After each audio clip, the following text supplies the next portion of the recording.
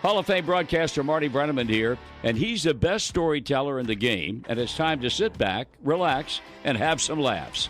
Welcome to the mayor's office.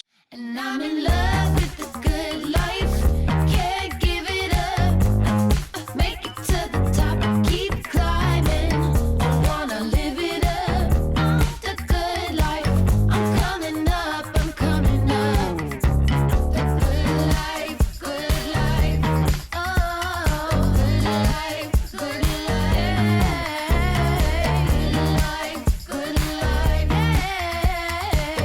Bam! Chich.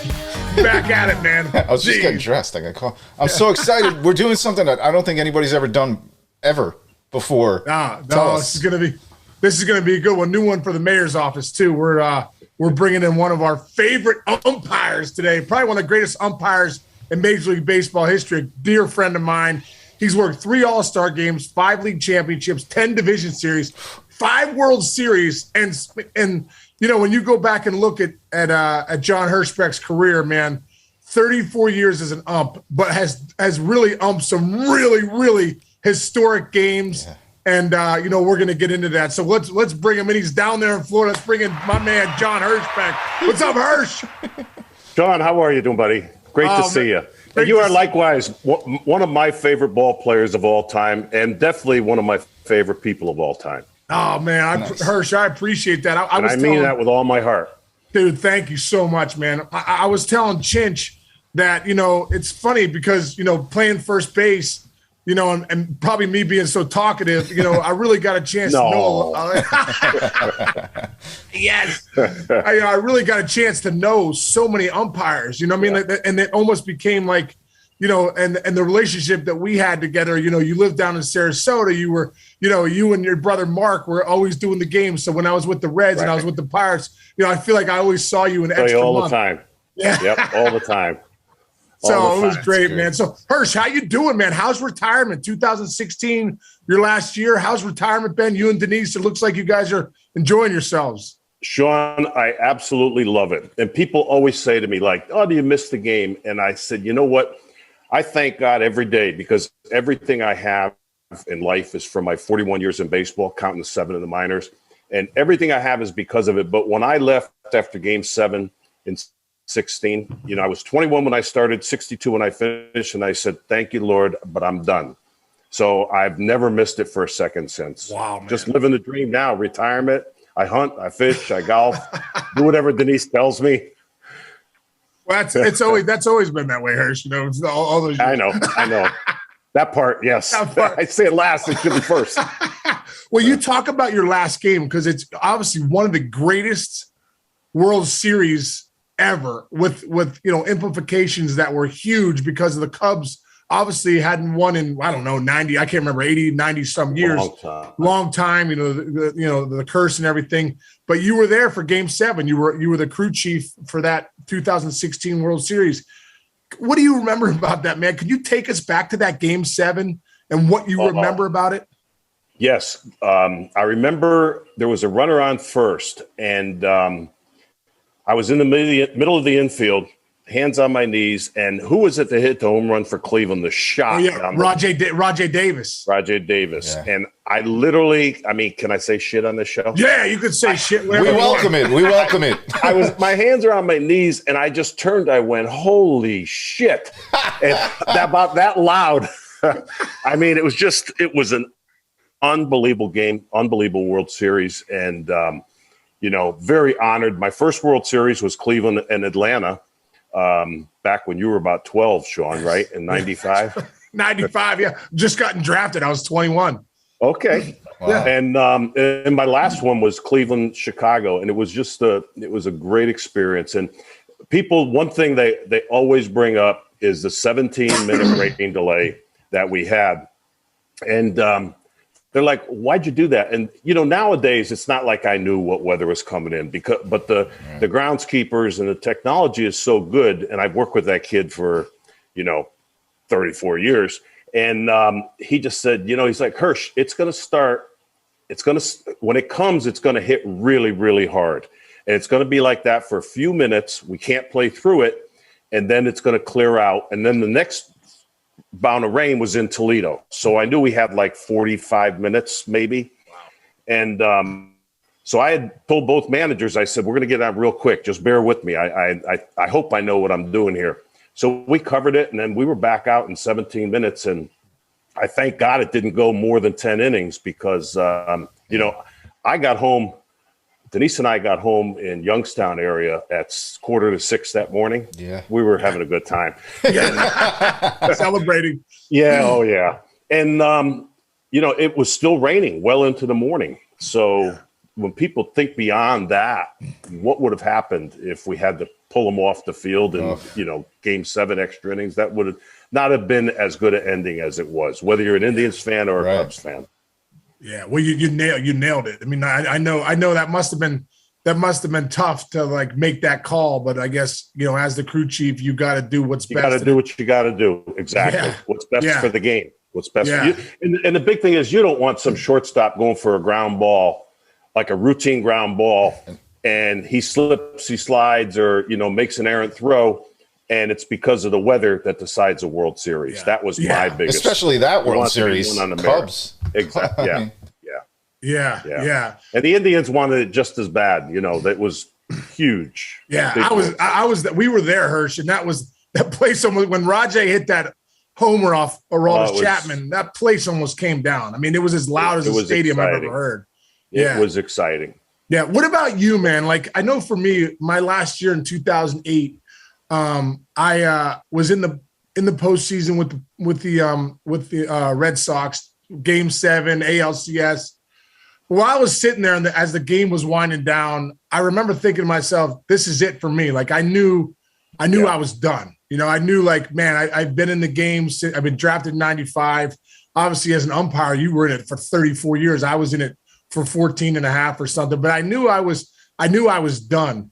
Can you take us back to that? What you were thinking like during that game, like towards the end? Did you ever sit in that and say, "Man, this is going to be it for me"?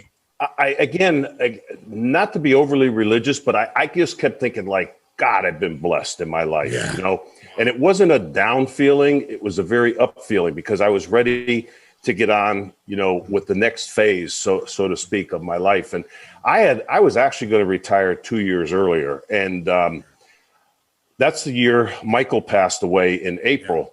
And then 2 weeks later, I was home because of that. And I fell on our back patio and I actually tore the quad completely off my kneecap. And when it did, half the kneecap came up with it. And you talk about God working in strange ways, but that put me out for the season. And I was not ready after Michael passing to go back to work.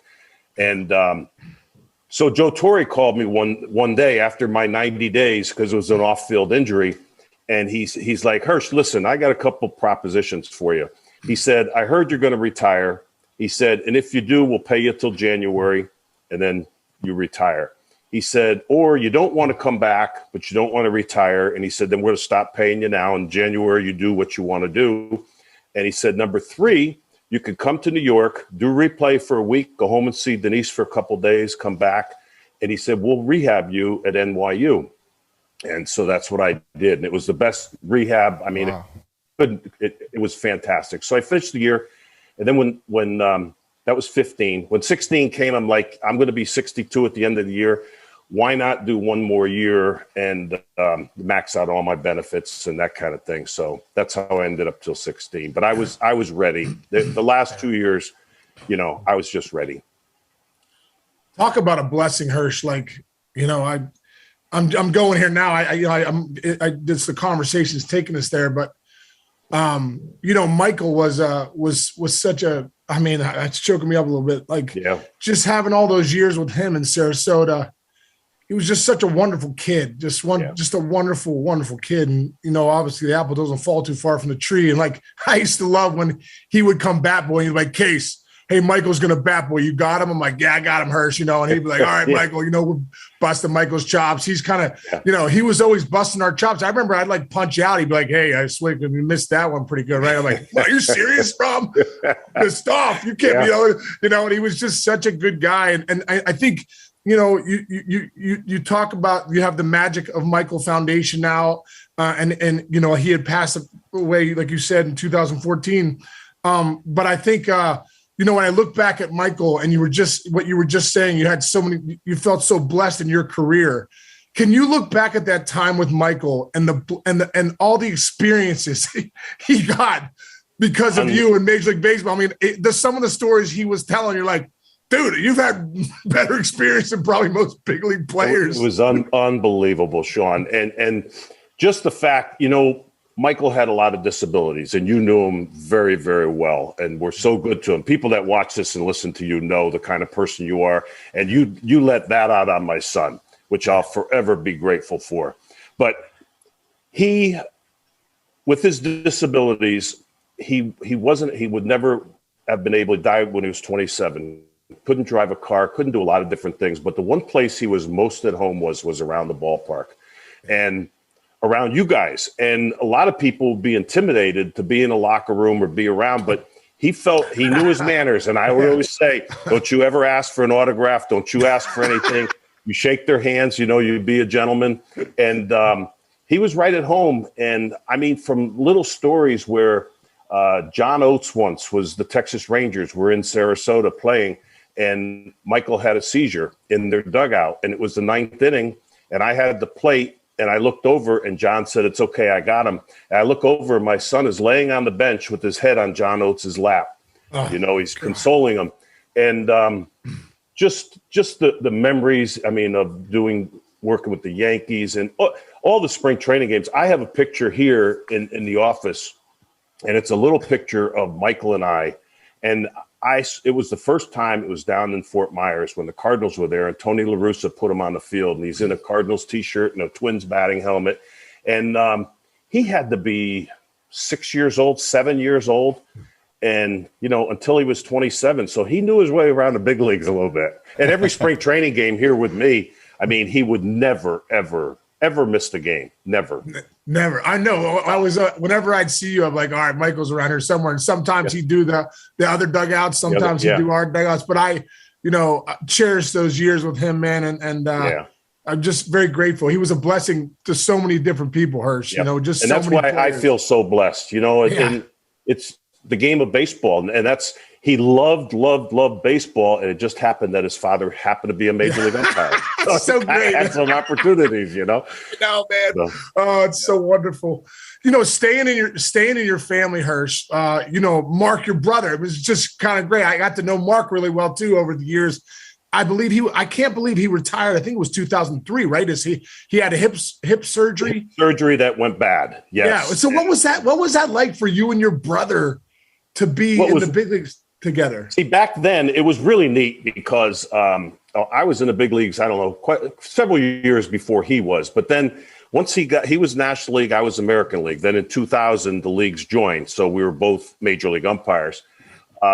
So I wouldn't get to see him during the season at all until spring training. So we would have a ball, working spring training games together. And, back then guys would swing. It was like, how quick can we get out of here today? First pitch swinging. Yeah. Oh, yeah. But, and nowadays it's so everything. We can talk about that, but everything about the game is so different. I mean, they're trying to get big time at bats in spring training. I mean, and pitching, it's like everything is so important because of the almighty dollar, I guess. But it's just a different game. Yeah. Stay there, Hirsch. Like, what is it about the game? I mean, obviously, you were in the 80s, the 90s, 2000, all the way until 2016. Like, you have really seen it all. 34 years in the game. What is the difference now of the game, and what are some of the things you like about it, and maybe some of the things you're like, man, I don't really agree with that.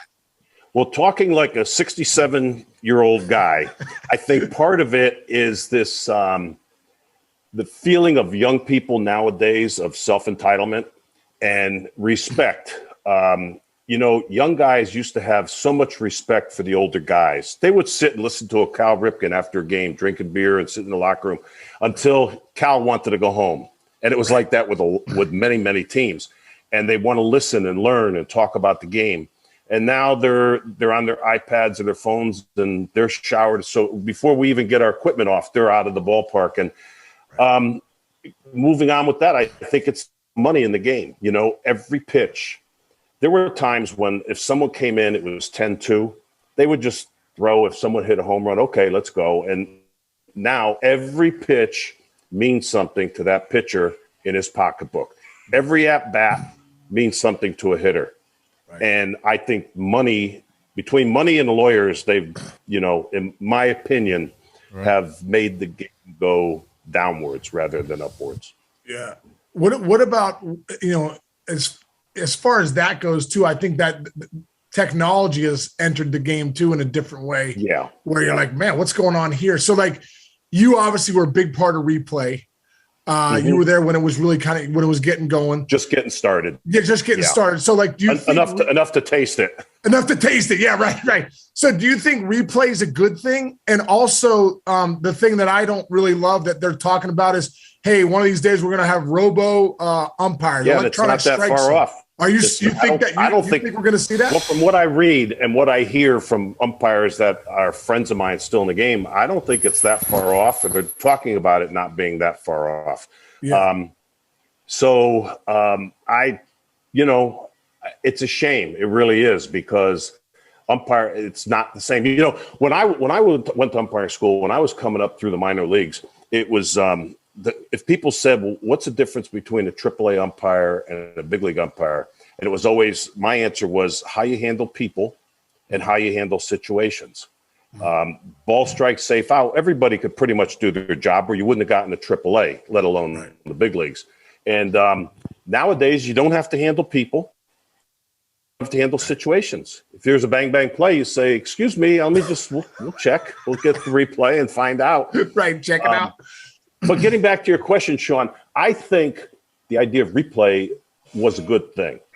And I mentioned like a game, Jim Joyce's game, where he missed that play with Galarraga. Right. Yes. If you could have it to right the egregious wrongs, then I think it would be good. But I'll never forget when it started, I said, look out, because it's going to be like a drug for the owners. They're going to want more and more and more and more. And that's from 2000 now, when they started tracking our pitches and giving us scores, to, it went from, if you were honest with yourself and you looked in the mirror, if you had a good game or not.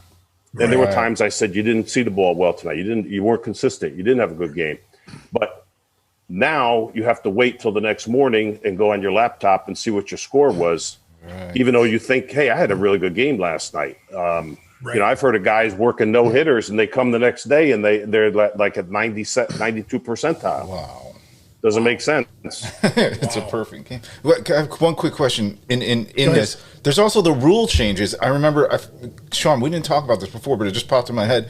Remember the second base, the transfer and all That's that? Such a great example. Okay, yeah. Like, what was your guys taking? Like, wait, hold on. We got to ump games differently, and how did you guys navigate all that? It was tough. And how about when what's his name for San Francisco, the catcher got blown over? Posey, yeah, the place of plate. Buster Posey. So they changed the entire slide rule at home plate. It used to be, going back now, no one wanted their shortstops or second baseman to get hurt. So what we learned at umpiring school, if the throw is there, if it's on the money, and they give you like just a good turn, if they touch the base a little before, a little after, and the guy's still 4 feet off the bag, that's okay. They don't want to get their guy hurt. So we let that happen. Then when replay came in, it's like, oh, wait a minute, he didn't have the bag at that exact second. So now you got to start making him stay on the bag. Right. And, and the catcher, I know it's a big money position now, but, catcher was the tough guy. I mean, the real tough guy. You want to plow me over? Come on, try it. Yeah. And, because one big money guy gets hurt, then they change. Again, lawyers. Yeah, lawyers. Right. Well, I think because it was Buster Posey, he's a face of baseball. Oh, yeah. Young kid. I think that changed everything. He missed a year. And there was some backup catcher in Kansas City. You're like, hey, let's just keep crushing guys. You know what I mean? But I know when that happened, I know catchers were like, we like that. We liked the collision at the plate. Catchers used to like that, And nowadays, you know what you say to your child? If you don't want to get hit like that, go play tennis. It's true. Yeah. Play golf or tennis if you don't want to get plowed over. You know what I mean? It's true. It's true. The other thing, Hirsch, about replay that drives me crazy is I can't stand when you got a guy, Mike Trout, slides into second base. Bam, he's safe.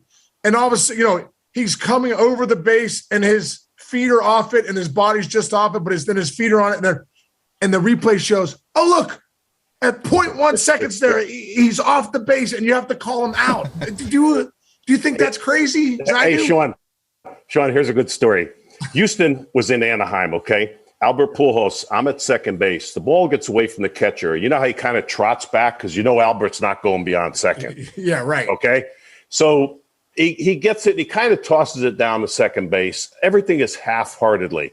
So Albert gives like a customary slide in, and he pops up. I don't even think I said safe. Right. It was like that so obvious. Like I just started, And next thing I know, the Houston manager is saying, check the replay. I'm like, are they serious? So as I'm walking the home plate in Anaheim, you have to go back there behind the screen, and I'm walking by John Tumpane, right? He's the plate umpire, and he was a young guy. He was on my crew. He wasn't in the big leagues yet. I'm Tump. If I miss this, I will kiss your ass. So I walk back, and they tell me he came off the bag like an inch, so he's out. So as I'm walking back by him, he goes, hey, Chief, you want to do it now or after the game? Oh, my gosh, man. That's so great. Talk about characters of the game, too. Like, I always love that, there was so many different personalities of umpires. You know what I mean? Like, I'm not having the same conversation with you as maybe I'm having with Joe West, or I'm having, different guys. You guys all had different personalities and different strike zones. I want to stay on the strike zone really quick because when I first came up in the big leagues in '98, it was still NL, AL umps. Right. And then all of a sudden it became one universal umpiring crew. But also, too, I used to love, the different strike zones. Like if you were behind the dish or your brother was behind the dish, you had to maybe you were calling that day inch outside. So I would know, hey, listen, I got to cover that today because Hirsch is giving me up, but he's a ball out. Right. Or I'd go to But I try to be that way every day. So it wasn't like he just knew, Hirschbeck's got the plate today, so we know. Make sure you don't look at that outside corner pitch. And so we would know that as players, but all of a sudden now it's like you said, robots. It's robots. Like, so there's no. You're not looking at the umpire saying, okay, I know Bruce Froming's in the dish, and I got to really buckle up because he's 10 feet behind. Right. You know what I mean? Yeah. So. Yeah. What do you think of that? What did all our fathers teach us from when we were like 7 years old and starting in Little League? If it's close, swing. If it's close with 2 strikes, swing. Yeah. You don't want to get called out looking. And now that ship sailed. Right. Yeah. Could Tom Glavine do what he did back then now? No. No chance. Maddox, no. Yeah. I mean, when I looked at the USA Today the day before and I saw that those guys, I had the plate the next day and they were pitching, I'd be like, oh, baby, we're going to have some fun tomorrow. I mean, it just made my day because, they weren't going to be in for 4 or 5 innings. They were going to be there at least 7. Yeah. Yeah. Is that tough for you? Like now in this day and age, guys aren't going 3 times through the lineup. They're going 5 innings, 6 innings, they're coming out. Then you might get 4 to 6 pitchers for the rest of that game, right? And they wonder why the games are long. And they wonder why the games are long. And the game's long. As an umpire, though, visually, is that tough? No, because the worst thing you can do as an umpire is anticipate the pitch that's coming. Perfect example is a knuckleball pitcher. You don't know where that pitch is until the last, the 12 inches across home or 24 inches across home plate. You have to wait. And it's the same thing when Randy Johnson's throwing or whoever it is that you can't make up your mind. You've got to wait until the ball hits the glove and then mentally say, okay, what was it? And that's timing because you don't want to be too quick because you'll call it and you might get a Randy Johnson cutter that's down in the dirt and you're saying strike. So it's all a good plate umpire has excellent timing. Wow, that's so cool. Well, it's almost I almost feel like you could be talking hitting or umpiring. Same kind of thing as a hitter. I was trying to wait till that last moment. You know, if Correct. I'm facing Maddox, I got to wait till that sinker sinks. I got to wait and see what the changeup's fading. You know, and so I understand the vision. Hirsch, you guys coming up, you know, as an umpire, and I know you help out with the school of umpiring and everything like that. What is that? What you're teaching? Is that one of the biggest parts of being, especially a home plate umpire, is how to really wait, how to really use your vision? Sean, I don't teach anymore. It's been a while. I was an instructor when I was younger for 10 years in Wendelstedt's umpire school, but it was the same all through then. But nowadays, I just don't know. I think you still have to teach them to wait. That's like a necessity. That'd be like teaching the basics of fielding a ground ball. That doesn't change. The philosophies. See, I could, if someone could shoot me through this screen, they might right now. But the philosophy that we were taught, that the late great Marty Springstead, whom I loved, I worked with him in the big leagues and then became my boss till he passed away. But we went out there with the attitude like, okay, I knew the starting pitcher is going to be maybe whatever, you know, he's just getting ready. I want him to get settled in. And I'd be looking for strikes. I try and get him ahead, like strike one, get him ahead on the board. And people in the game heard that nowadays. They'd say, well, you cheated or whatever they want to say. It doesn't matter. I did well at what I did. But you just want to get the game moving. Call strikes, get them swinging. How many times I said to somebody, like, they go, that pitch is off the plate. I said, you have a bat in your hands. You're not going to make money. Look, going ball four, okay? Hit it. I mean, so. That's true. That's true. No, it's the game. And again, I'm old. The game has changed. And I go back to what I said. I thank God that my career was when it was and ended when it ended. And What about catchers, Hirsch? You know, because like you obviously see a guy like Molina, or you see like, you know, guys that are, you know, Pudge, guys that were good catchers. You know, was there certain catchers that you really like to work? That you're like, man, when we're playing the Cardinals, oh man, Molina's behind the dish. Yes, I mean, can you give us a few names? Pitching, yes, and you just mentioned the ones from when you played, and I'll go back to the best I ever worked behind, ever by far, Bob Boone. Bob Boone, no way. Bob Boone, yes, sir. I mean, see, back then catchers received the ball. Nowadays, they catch the ball. All they're trying to do is get a glove on it and catch it. Bob Boone used to take his hand and just as he caught the ball, slightly turn it. So it wasn't out there, it was here. And it was like a magician. Carlton Fisk was that way. And there's a story I just told recently. Sal Fasano. You remember him? Sal. Oh, I love Sal Fasano. Yes. Great mustache. Okay. Yeah, Sal Fasano. And I think he's coaching now, last I heard. I haven't been in touch with him. But Sal Fasano, we were in Oakland one day. And I said, you know what, Sal?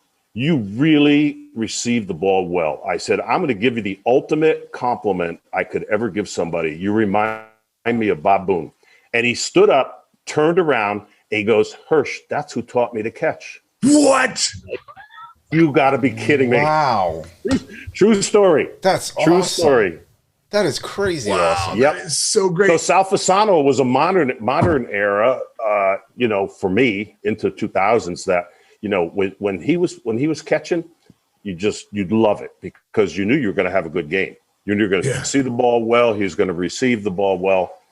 And nowadays, you watch, they just knock them down. I mean, because it's all just throw as hard as you can.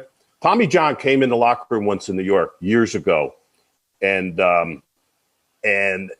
he said the difference between a pitcher, he said, if I want to throw that ball 3 inches outside and I'm practicing or learning, he said, I want to be able to do that 4 times in a row. Same spot that I know where I can put it every time. And nowadays, if you said that to a pitcher, they'd be like, just let me throw back and knock the catcher Throw it over. 101, 119 miles an hour. Again, it's not pitching, it's throwing. Yeah. What about a guy when you talk about that? I'm my mind's starting to go to some different pitchers. What about Nolan Ryan? Were you behind the dish for Nolan Ryan? Could you tell us what that was like? What that was like? Many times. Good person, great guy. But as he got to the end of his career, it's funny because he would just let it go and go, ugh. And then, and then he just thought it was a strike from the second it left. It was a little unfair because he thought everything should be a strike. And he did stuff like nowadays that if they did it, there'd be a riot. I mean, if a young kid got a base hit off him, he'd go to the back of the mound and just stare at the kid for a couple seconds. Yeah. Swear to God, Sean, I swear to God, he would just stare at the kid for a couple seconds like, excuse me, you just got a hit. You had the audacity to get a hit off me? That's so great. I heard so many stories about Nolan about that stuff. Just the intimidation factor. Like if you squared the bunt, next pitch was like, oh yeah, no doubt up and in, and buzzing your tower. Oh yeah. Like that part of the game too, Hirsch, has changed so much. I mean, I think when I first came to the big leagues in 97, 98, you could still pitch in, you could still send a message, you could still knock a guy down. It seems like now in the game, if you knock a guy down or you come in, bam, the warnings come out. The warnings come out quickly. Now, is that taught to you guys as umpires? Hey, listen, if guys are pitching in or bam, we got to get the warnings out right away. Remember earlier in our conversation how I said handling people, handling situations. The big part about when you went in and you knew that there was something going on or from the night before that you had been there and you let that happen. A lot of time our thinking was, now if somebody drills somebody shoulders and up like a dangerous in the head, if he hits him in the back and if the guy deserved it, you let him do it. Right. Okay. And then if they answer, you say, okay, now it's done. You're all even up. You're done. Yes. Yeah. The next time I'm going to run somebody. Cut the shit right now. Right. And that's kind of how we handled it. And it worked for years. We let the players police themselves. Yeah. And now it's just another duty of the umpires to police the players along with the slides a second, along with the visits to the mound. I mean, they have to go out with a scorecard in their pockets and keep track of how many visits are going to the mound because there's limits. Yeah. It used to be just 2 and you're done. I mean, now it's, and under certain situations where they can go or not go, it's just and what do you think of now? I think it's I mean, it's getting ridiculous, but now the pitcher comes off the mound and the umpire's got to go, hey, let me check let me see if you got Vaseline or Bardol or, whatever, ready to go. And then when that happened, I said, as soon as that happens, any experienced manager at the next inning, he's going to say, go check his glove. Right. Which is what they started doing. And then now the umpires are checking them all the time on and off the field. Like, really? Yeah. Yeah. Another thing slowing the game down. And we used to have the attitude like, what you're doing, unless they bring it up, it's none of my business. Right. You know what right. And again, people hear that and they say, well, this guy's, drooling my cereal in the morning. But that's how it was back then. I mean, I know. We didn't look for trouble. And I used to tell guys, even to the end of my career, you never, on my crew, don't look for trouble because enough will find us. Oh, that's great in life. That's a great thing in life. Yeah. And so much of it is. So true. What about we were talking before about Joe West. I mean, I always enjoyed Joe. You know what I mean? Like, and the one thing I loved about Joe is, as old school was, as soon as a young pitcher was on the mound and he kind of gave up, where's that pitch? I'm like, oh yeah. Yes. I'm like, I am the strike zone just went, whoop, like I'm like, because Joe had a great strike zone and it was tight, but it would get even tighter if the pitcher, would do something he didn't like. Can you tell us, man, all of us, that him so well, what is he like? Is he angry Joe West? Is he cowboy Joe West? Is he like, what's Joe like? I do. And actually, I had the honor of my last World Series of being partners with him. Wow. He is such a good man, a good person, very kind person. We were talking about Michael earlier. He couldn't have, when Michael was around him, he couldn't have done enough things for Michael. And my wife and my daughters, just Joe is a good person. He's old school. And I say, God bless him for that. And I'm glad now he did retire, I heard.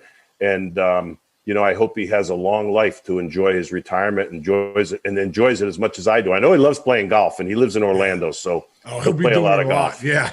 He'll be doing a lot. Joe's a good person. Yeah.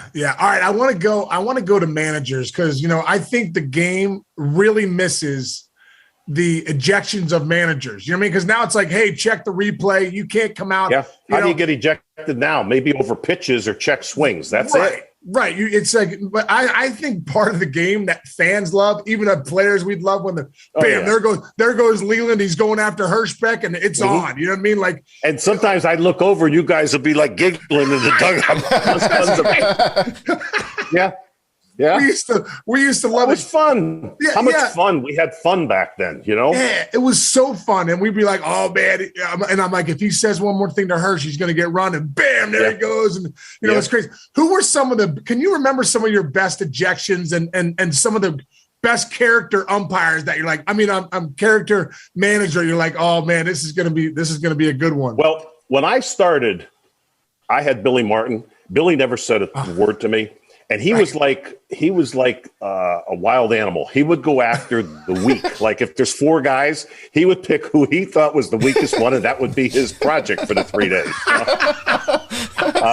I had Earl Weaver, threw him out a couple times, but nothing ever that big. Now, Lou Piniella, we all know, is one of the biggest characters ever. Yeah. And I had him as a player with the Yankees, and then I had him for many years as a manager. And I never ever had a foul word, he and I. But one night I'm in Seattle and one of my partners at first base misses a play before replay or anything. And Lou comes out and he's doing a Lou Piniella, going crazy. He threw his hat, threw first base out into right field. And as a crew chief, I kept trying to get between them. And he kept saying, Hirsch, get out of my way. And he'd go around me and he'd start again. So finally I worked my way back in between them, and I said, Lou, listen to me. You know what your wife is going to say when she sees the way you're acting on TV? He goes, damn, you're right. And he turns around and walks in the dugout. So after the game, we come in and the TV, our clubhouse guy has the game on. They're interviewing Lou in his office. And they said, what made you turn around when Hirschbeck came in there and go right in the dugout? He said, he just reminded me how much of an asshole I was being and what my wife was going to do to me when I get home tonight. That's so great. You can't make that shit up. That's so great, man. That's the stuff that you never hear, and those are the stories that, it was so great. We always say, guys always say, especially for you, Hirsch, man, 34 years in the game, and I remember Leland saying, you know what, Case, I've been in this game, 50 years, and I never seen that happen before. It's like, always.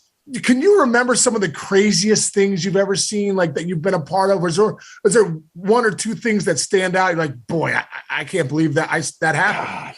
This is one I'd have to give a few minutes thought, but can I tell you one more good manager story? Yes. Please. Okay. Ron Gardenhire and my son Michael were like this. Right. Okay. They were on each other's speed dial. And at night, I'd be like, when I was home, Michael's door was shut. And I don't know if he was sometimes on the phone to like Merrill Lynch, because he always wanted to like keep track of his money and he had more money. And otherwise he was talking to like Ron Gardenhire or something like that. So one time we're in Minnesota and I'm at second base and Michael was not with me on this trip. So there was a short fly ball into left field. So the umpire at third goes out. It was catch, no catch.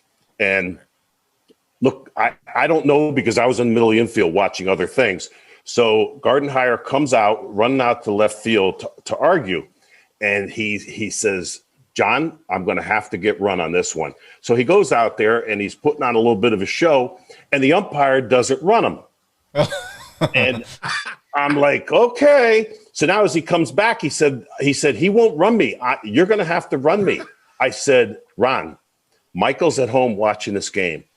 If I throw you out, I said, you know what he's going to say or how he's going to feel. Why did you throw Mr. Gardenhire out? Gardy, he called him. Why'd you throw Gardy out of a game? I said, so I'm not doing it. And he goes, well, you're a bleep bleep. I said, okay, that'll do it. So he turns around. I go, what are you going to do now? He said, I'm going to my office, and I'm going to tell Michael just what you did to me. Oh, that's so cool. So I threw my arms up. I said, I can't win. Oh, my God. That's so great. That's so great, Hirsch. Yeah. Oh, Dude, so you have been a part of some unbelievable games. I mean, I just go down the list of a couple of them. I'd like to touch with them.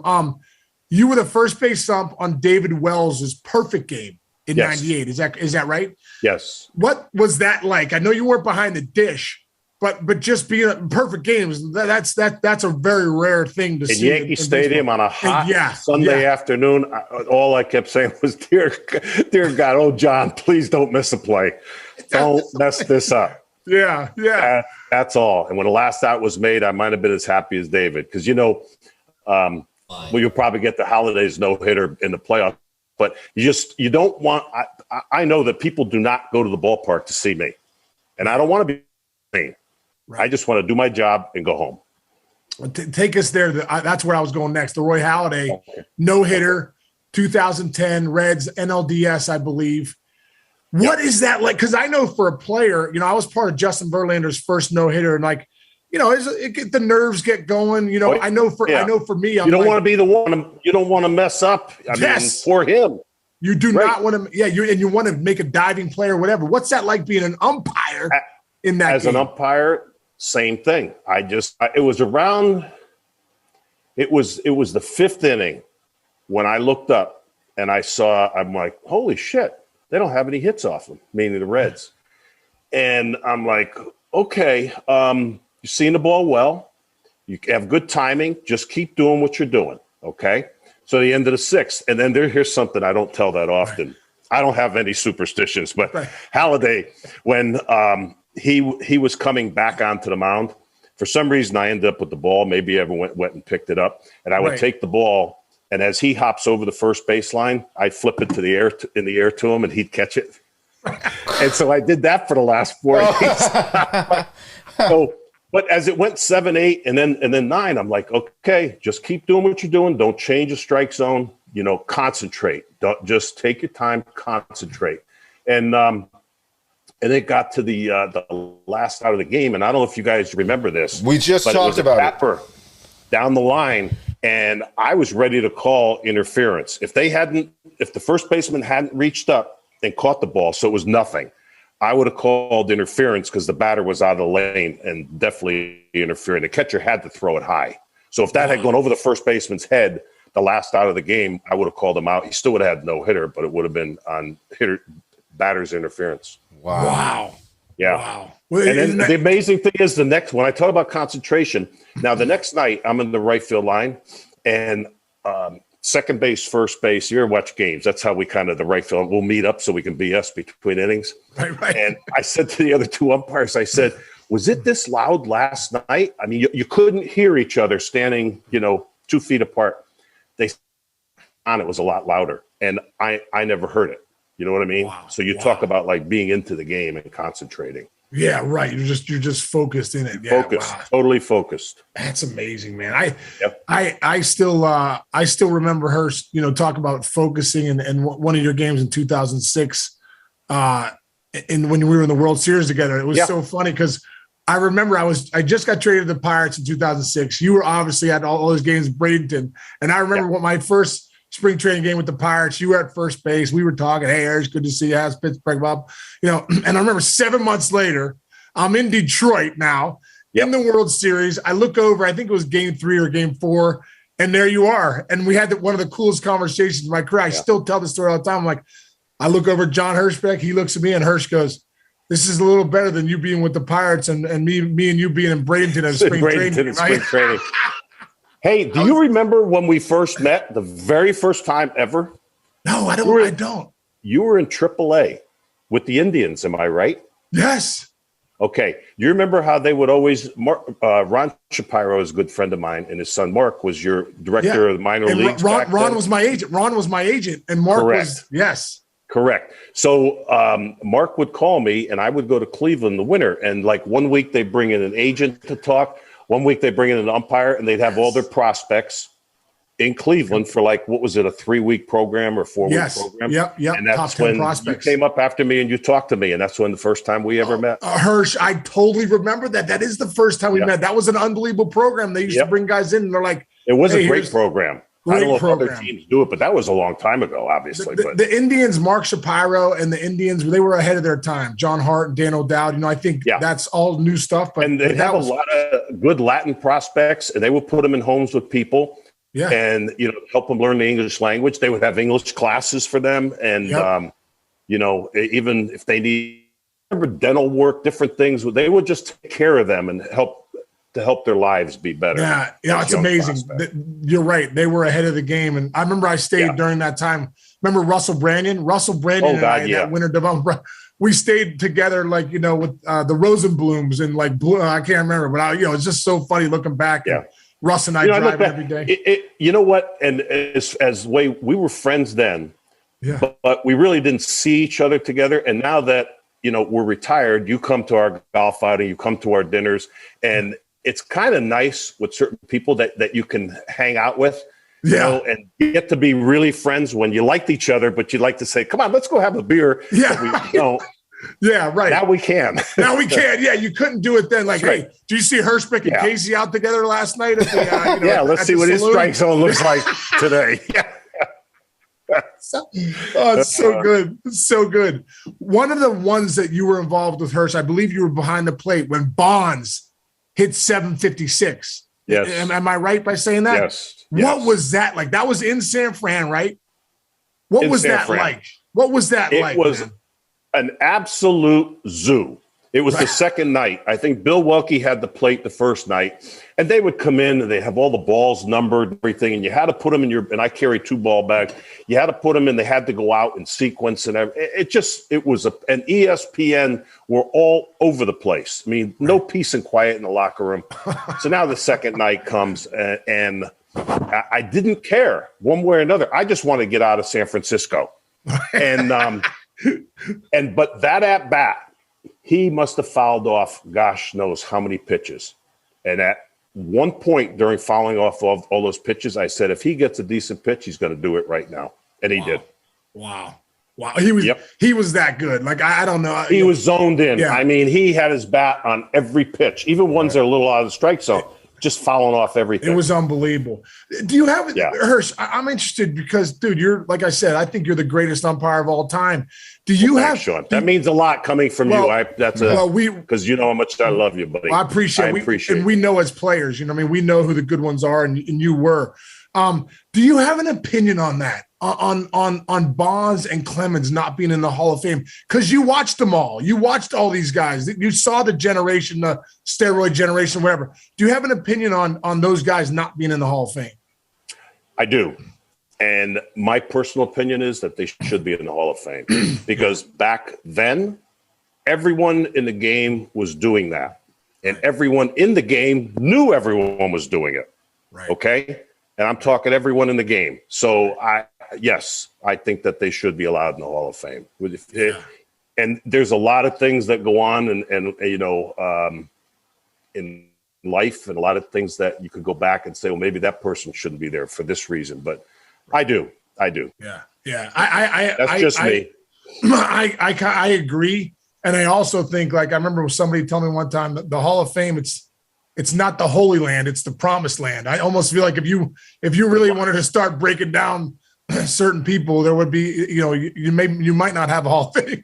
You know exactly. what I mean? Exactly. We could take it. If you watch now, I watch a lot of golf, okay, on the weekends and stuff, and I love to play golf since I retired.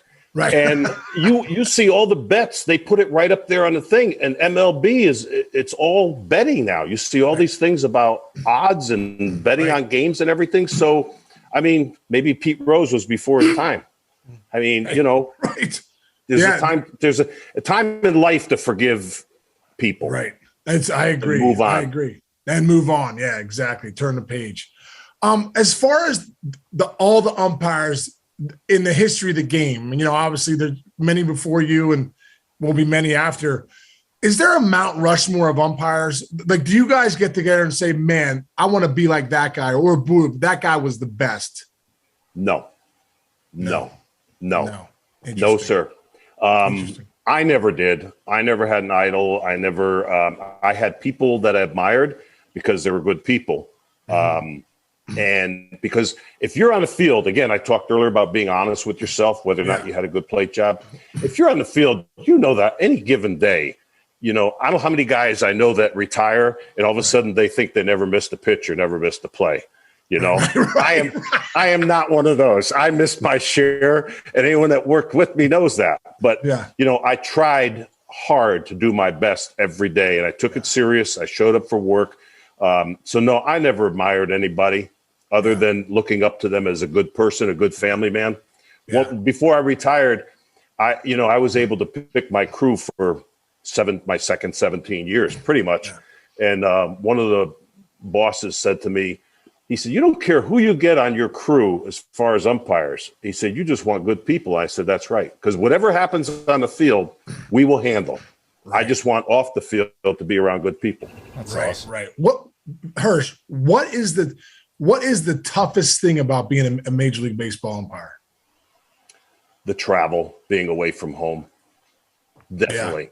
I mean, it's a hard job. Don't get me wrong, but it's that travel, and it's gotten worse, since 9/11. It just gets worse and worse and worse all the time, going through airports. And look at these poor guys now having to deal with COVID the last 2 years, and umpiring and being in seclusion and having to get their meals brought. It just and look at our society nowadays. I told Denise last week, I said, could you imagine if being in Seattle, I used to enjoy, my routine was I get up, have a big breakfast, go work out, and then maybe, make some phone calls and then go out and walk around for a couple hours just to kill time. Well, would you like to walk around Seattle, Detroit, San Francisco, LA, New York, Philadelphia? It's like, society has just changed. So it's so true. I'm glad I don't do it anymore. Yeah. Oh, man, no. Yeah. I'm blessed. When can you explain the travel a little bit? Because I know for us as players, the travel was hard on us, but we were home every other week. So it'd be like, oh yeah, hey, we got a road trip. We're on the West Coast for a week. We come home to Cincinnati, then we go back out. Do you guys don't have a home base? No, right? Umpires get 4 1-week vacations during the season, and when you see the Reds are home for 10 days. Well, my crew might go in for the first 3 days when you're playing the Dodgers, and then we leave and go somewhere else, and another crew comes in for the next series. So we're only, whether it's a 3 or 4 game series, we're only there for one series, and then we're up and out to the next city. And to get home, you have to have an off day. Now, my children were little. I would really try and get home on off days. And once they were grown, I wouldn't go from Dallas home and then off day and then San Francisco. I would just go to San Francisco and take the off day, not kill myself. But when they were little, I sure as heck, did, just to see the children, my wife. Yeah. What about the flights? Like, what if you missed? You're flying commercial, right? I mean, commercial. Have you ever missed a flight where you're like, oh man, we can't get to that flight? The game went 14 innings. I've never missed a flight. Really? Never. 34 years, never missed. I mean, there have been times when I say, okay, we're scheduled at 5:30 and a Sunday game goes to 7:30 at night and there's no flights. Right. So we get up at 4 a.m. next day and then we're there in plenty of time. But we always get where we're going. Wow. I've been in Pittsburgh, Sean, and they had a real bad storm. They cut the flight once. And I'm like, what do I do? Do I gamble and wait? Hopefully they're going to take off. I went down, rented a car, and drove to Philadelphia. Wow. You do what you got to do to get there. Wait, is it true? I got there at 5 o'clock, threw my stuff in the room, and left for the ballpark. That's awesome. The last 2 innings of that Sunday afternoon game, the 4 p.m. game, is it true? Can you debunk or debunk this? The last 3 innings of the game, you better swing the bat because we're getting the hell out of here. Did that happen back then? No. That's good to know. Never. You always hear the announcers say that. Spring training, I would do the same thing. If Sean Casey, your star, was up, I would give him the same strike zone that, late in the game, they'll put young kids in. Yeah. It might be his first big league bat in spring training ever. And, I want to get out of there. I want to go home, see the kids. I want to go play golf, but I would never, ever change my strike zone. Wow. So George Brett would get the same strike zone that some kid coming up from the camp that they stuck in the ninth inning. That's why you're the best ever. No, I mean, I'm my children. I'm my family. That's the truth. Never. Hirsch, who were the toughest fans, bro? Sean, you really don't hear them. And if you ever acknowledge that they're there, now if they're being friendly and nice, I'll be, I'll see and I'll take a ball over to a kid or, whatever. But if they're calling you and they're calling you because they're not liking you that day, don't ever look at them or acknowledge that you hear them. Yeah. Ever. That's the kiss of death. Bro, I learned that in my career early. I was struggling. I'd gotten hurt. I came back. We were in Shea Stadium. I'm 3 weeks in the league. I'm hitting $150. I'm terrible. You thought you were going to go over there and maybe go have pasta at someone's house after, right? I thought, I'm like, hey, this is great. We're in New York. It's going to be a great time. And I remember I'm at first base and these fans are yelling, Casey, you suck. You're not even hitting your weight. You're hitting $150. You're 70 points below your weight. And I'm like, and I was kind of like, oh, that's funny. And I looked over and they go, he looked.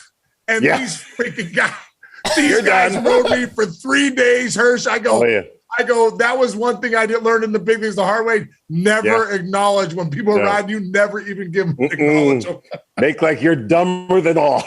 Just yes, sir. So true. Little tricks of the trade, right? Little tricks of the trade. Yeah, you learn. Yeah. You can't teach experience, bro. You know what I mean? You can't teach experience. You gotta go through it. Hirsch, the last thing we do on the show is we do a thing called 9 and 90. Chinch asks us 9 questions, and then I'll answer first, and then you answer. Just kind of a fun thing. How we? Oh boy. Okay. I'll do my best. No, you're going to be great. I know you're going to be great. Right, I cannot wait for the last question. Okay, ready? Go. Okay. Hall of Fame baseball broadcaster Marty Brenneman here. It's time for 9 in 90, the most ridiculous segment in all of sports. Let's start slow, very easy. Cheetos, Doritos, or Fritos, Sean? Oh, you know what? I'm a Cheetos guy. I love Cheetos. Okay. Cheetos, but I hate getting the yellow on on your fingers. That stays there for like 3 days. All right, good. See, Denise is like, John, quit wiping it on your bed. It's not in the house. God forbid. See, you're already off to a good start. All right, let's take it out of umpiring and go to refereeing. Casey, would you rather be an NBA ref or a boxing ref? I think a boxing ref would be better because I don't have to run as much. That's a good point. How about you, John? For me, it's definitely boxing. Nice. Definitely boxing. Yeah, awesome. I like boxing, and I think that'd be cool. All right, fun, great. All right, funnier movie. This is really difficult for me. Naked Gun or Airplane, Sean? You know what? I think Airplane was just such a good movie with the Kareem Abdul-Jabbar and flying the plane and. It was just so inappropriate now. I don't even know if they can play it on air nowadays. So Airplane. That's true. That's true. And I'm with Sean again. I say Airplane. Yeah. I mean, so good. I laughed my ass off when I see that movie. Now they want Hirsch nowadays, bro. They want to cancel everything. That's probably a movie. They'd be like, no, you can't play that. Sure. Right. I'm sure. I'm sure. Okay. God. Which of these Johns, Sean, is your favorite? You got John Cusack, John Krasinski from The Office, John Stamos, or John Goodman? I'm a big John Goodman fan, man. I don't know. I just like the big guys. John Goodman's probably the guy I like the best there. Yeah. What do you got? This is tough. All right. I'm going to disagree one time only because I always hear my wife and my girls talk about John Stamos. Oh, forget. Right. I couldn't tell you if you put a lineup up here right now. I couldn't tell you, but I do know that name from hearing from them. Yes, the ladies do. Like although Cusack in the 80s, Better Off Dead and all those movies, that was pretty good too. Pretty good. All right. Similar vein, in honor of the Hirschbeck brothers, pick your favorite of these brothers, Sean. The Isley Brothers, the Everly Brothers, the Jonas Brothers, or the Allman Brothers? Oh, bro, the Allman Brothers. I got the Allman Brothers going in the mornings. I'm getting my daughters ready for school. We got the Allman Brothers playing. They're like, Turn it off, Dad. What the hell's going on here? I was in college and high school in the 70s. I'll go Allman Brothers. Oh, that's Yes, so great. Yeah. Definitely. I was in high school. in And the also 90s. the Greg Allman Band when he went alone is Yep. a great one. Exactly. And you I'm could, no angel. you could sneak, I'm no change. when I was in Okay, high school, sorry. you could sneak beers. Talk about how times have changed. Me and my friends from Long Island, we used to take book bags and we'd fill them full of cases of beer, warm beer, and we would go to the Beacon Theater and watch the Allman Brothers, and they never checked your bags and they never checked your IDs. Times have changed. Yeah, they Hey, certainly Sean, have. remember Tim McClellan? I was telling yeah. this story. Love Tim. There's a mall right near us, and the movie theater's closed. But I said, you know what, Denise? Years and years. I think we were in our last minor league spring training here in Sarasota, but the Royals were here. Right. And I said, me and Tim, I can't remember who else was there, but we purposely wore long pants that night and high socks, like from sanitaries, Yeah. and we stuffed our pants with beers. In the sanitaries, Yeah. went into the movie theater. That's awesome. Oh yeah, beers in the movie. So That was great. great. too. That's so great. Now they frisk you. You go to the movie Yeah, theater, now they exactly. frisk you, you Show know? your ID. American ingenuity. Okay, you're at a casino, Sean. Blackjack table, roulette table, hold'em table. Or are you at the slots? Oh, you know what? I'm at the blackjack table, and then like an idiot, I go to the roulette table on the way out. I put it on black, see what happens, and I either double my money or I'm broke. Okay. I'm not a big gambler, but when we were in Puerto Rico in winter ball, I used to play blackjack a lot. I liked it. That was fun. I like that. I would say blackjack. All right. Big golf fan here. Sean, you first. Tiger Woods in his prime versus Jack in his prime. They play the Masters one-on-one. Who wins at the end of the week? Oh wow, man. I guess I'd have to say Tiger, just because during that time I just thought he was like, Jack's unbelievable, but Tiger during that time growing up, he was unbelievable. And we're talking prime. Now, Yeah. the only problem, I'm going to have to say Tiger, because I don't know, other than from what I've heard and watching golf, that Jack is one of the greatest, if not the greatest. But the only reason I'll say Tiger is that I've watched him since he came to the tour. Yeah. Seemed more cutthroat too in his prime, too, right? Yeah. All right. This. Jack was pretty serious. Yeah, I was gonna say, yeah. Yeah, he's pretty serious. Yeah, Jack was cutthroat too. Yeah. Okay, this is the last one, and I've been excited for this one. You guys are going to role play a little. This is, again, back in the day. Sean Casey's up with the bases loaded in the bottom of the ninth, down 1. Full count. Pitch comes in. It's 2. Who's the pitcher? Who's the pitcher? Let's go. You pick Case. Pick a pitcher. Let's go. That's all right. Okay, no, let's That's go all Randy. right. Randy Johnson, lefty, and these Jesus. battles. Full. It's getting geez, worse. It's Sean. getting worse. Slider Jeez. comes. It's 2 inches outside, Sean. Go. He calls a strike, by the way. He calls strike 3. Hirsch calls a strike. Yes. So I called him out. You called him strike 3. The ball. Sean thinks Strike it's 2 3? inches outside. You think it's on a So corner. 2 Go. inches. Is that 2 inches? Yeah, That's it? sir. Yeah. And that's Randy Johnson coming from the left side over here. Yeah. Let me role play first. Hey, Case, I'm going to have a beer. Don't forget, he's coming from the left That's side, true. right across the plate, and ends up there. Did you guys Bye-bye, ever argue? Case. Did you guys ever argue? And if No. it No. no, If I he did- don't think we if he never did, Yeah. it would be like I'd be scarred. So, Oh man. hey, Sean, if you have time, real quick, John. What's John's last name? Small guy. I know you know him from Cleveland. He was a utility player. Oh, John Cleveland. McDonald. John McDonald. John McDonald. Okay, Johnny Mack. Johnny Mack, one of the nicest people Greatest. ever in the game, right? And the Ever. ultimate compliment, I would think, before my daughters got married or whatever, I'd say if my daughter brought home a man like him, I'd be very happy. Yeah. And that used to hurt me to call strikes on him. That used to really cut me deep. I swear to God, that would cut me deep. Oh my God, that is so great. That is so great. You know what's funny about Johnny Mack? I think when Roberto Alomar went into the Hall of Fame, they asked him who the best shortstop he ever played with was, and he said John McDonald. He said Johnny Did he? Mac. So when you were calling strikes on him, Hirsch, he was like, "What the hell? I'm trying to make plays out there without." Don't worry. I was underhanded, giving saying I didn't call many strikes on him. I just didn't do it. Oh, that's so great, Hirsch. Well, What a Hirsch, great person. Hirsch, how can we? Your Magic of Michael Foundation. How can we get it out to our fans? How they If could people go how to they our could donate? website and what's the yes. website? What's the website? www.magicofmichael.com. Magicofmichael.com. You'll see everything from there's some stories, and I would encourage people to read the one, The Umpire's Sons, that I did after Robbie. We had the spitting incident, but it's not about. It was written by the girl that wrote it, won the Pulitzer Prize for it. Right. And then there's another good one, John Herschbeck's Survival Guide, and they'll know about my family and everything that's going on with both the boys dying and. But it's got pictures and everything things that we've done with the Magic of Michael. It shows pictures of the kids when we've given them dogs, assistant dogs, and wheelchairs, and they'll have fun looking at it anyway. Oh man, it's great. You guys are doing great things in honor of Michael, because I know his spirit lives with you guys and lives with me to this day. You know, everyone go check that out. Donate to help the kids. It's a wonderful cause, and Michael was a wonderful spirit. So grateful he was in my life, brother. Hirsch, I'm grateful you're in my life. I'm so looking forward to seeing you soon, man. I can't thank you enough. I will. When we get back from Florida, I'm going to call you. You got to come up and come to the house. You don't golf, but do you like to fish? Yeah, I love to fish, dude. I'm trying to like the golf. I'm just so horseshit. I'm it's hard.